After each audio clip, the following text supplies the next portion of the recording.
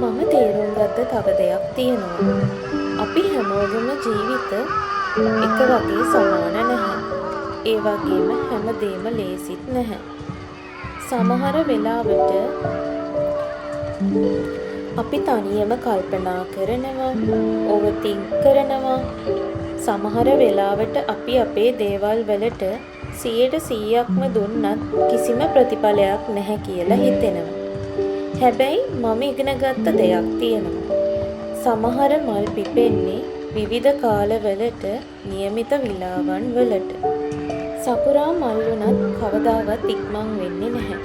කාලය අරගෙන ලස්සනට ඒ කාලෙදි ලස්සනටම පිපෙනවා. අපිත් එහෙමයි.